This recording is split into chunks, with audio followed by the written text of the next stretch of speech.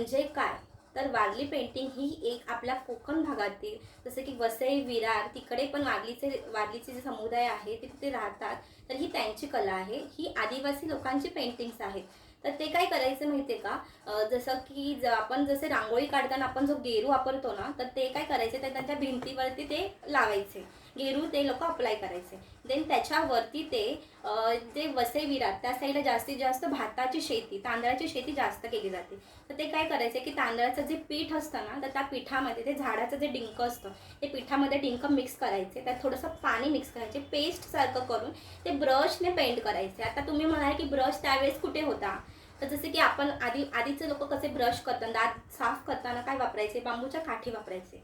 तर ते काय करायचे, बांबूची काठी असते त्याचं पहिलं जे टोक असतं ते चावतात आणि मग तेव्हा ते दात आपले साफ व्हायचे ना. आधीचे लोक तसेच चावून चावून दात साफ करायचे. तर तेव्हा ते कसे काड्या होतात त्याच्या, जसे की समोरच्या साईडने आपण घासले की ते ब्रश सारखं तयार होतं. तर ते काय करायचे, ते त्याच्यामध्ये मिक्स करून घरांना पेंटिंग केले जायचं. तर नेक्स्ट क्वेश्चन असा असेल की तुम्ही म्हणाल की ते पेंटिंग का बरं करत असतील?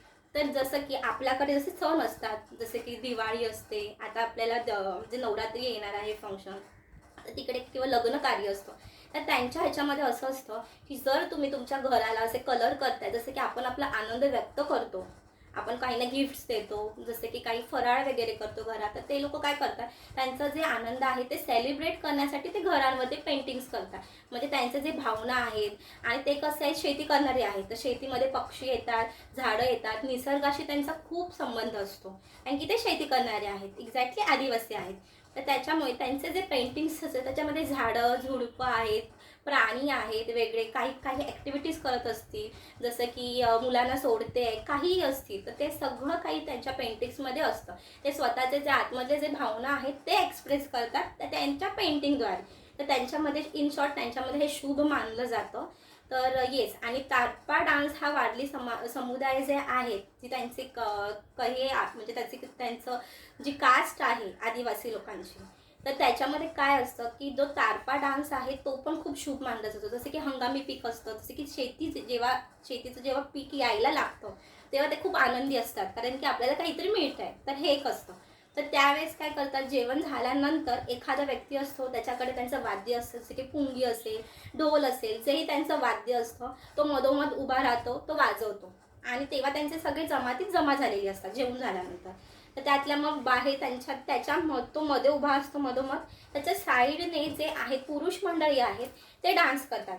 आणि त्यांच्या बाहेर जे लेडीज असतात, जसे की बायका असतात, त्या कमरेत हात घालून किंवा म्हणजे अंगावर म्हणजे जसं की आपण बोलू शकतो खांद्यावर हात घालणं किंवा कमरेत हात घालणं, अशा प्रकारचे वेगळे वेगळे फिगर्स करून, किंवा पायाचे पण वेगळे सरळ पाय ठेवू शकतात किंवा असे उभे म्हणजे आडवे ठेवू शकतात, क्रॉस करून डान्स करू शकतात. ते डान्सचे वेगवेगळे पोझिशन असतात.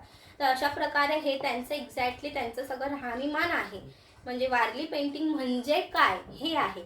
नेक्स्ट क्वेश्चन हा असा पडतो की वारली पेंटिंग हे मला जमतील का? एज लिमिट काय आहे? तर वारली पेंटिंग हे 4 वर्षापासून 70 ते 75 वर्षाचे जे आजी आजोबा आहेत, जे बँकेत जातात, त्यांचे ट्रान्झॅक्शन करतात, साईन करू शकतात. जो लहान मुलगा 4 वर्षाचा आहे, जे ज्युनियरचे मुलं असतात, त्यांना पण स्टँडिंग लाईन, स्लिपिंग लाईन, त्रिकोण, लाईक ट्रायंगल, सर्कल, हे सगळे फिगर्स शिकवले जातात. आणि नॉर्मली त्यांना येतात सुद्धा. झिरो काढता येतो त्यांना, ट्रायंगल्स म्हणजे एचं जे अँगल आहे, जसं की आपण ए करतो, खाली मधोमध आपण स्लिपिंग लाईन देतो, तर त्यांना आपण असं शिकवू शकतो की सरळ करा, म्हणजे एक स्लँटिंग लाईन आणि खालून स्ट्रेट लाईन द्या, म्हणजे त्रिकोण झाला. वर्तुळ म्हणजे इन शॉर्ट काय असतं, झिरो असतो, बरोबर. फिगर्स हे आहेत.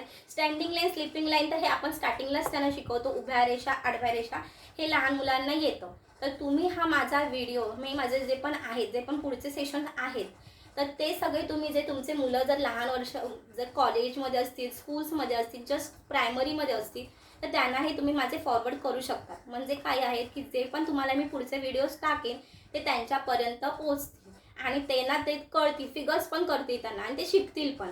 आणि येस, माझी विनम्र विनंती आहे की तुम्ही पुढचे जे पण व्हिडिओज बघाल, तर त्यावेळेस तुम्हाला हे आहे, विनंती करते मी तुम्हाला की पुढचे जे व्हिडिओज तुम्ही बघताय, तर त्याच्यामध्ये तुम्ही पेन, पेन्सिल, जर तुम्ही कॉन्फिडन्स नसाल, जसे की स्केच पेन घेऊन, तर तुम्ही करू शकता. स्केच पेन पण चालेल, पण तुम्ही जर डायरेक्ट कलर किंवा पेंट ब्रश यूज करत असाल तरी पण चालेल. लहान मुलं असतील तर तुम्ही पाटी पेन्सिल पण यूज करू शकता. तर इन शॉर्ट हे अशाच प्रकारचं आहे वारली पेंटिंगबद्दल. तर माझे जे पुढचे व्हिडिओज जे येतील यूट्यूबवरती आहेत, फेसबुकवर पेज आहे, इन्स्टावर आहे, तर तुम्ही सगळेजण तिकडे मला फॉलो करा, लाईक करा आणि येस सबस्क्राईब करायला विसरू नका.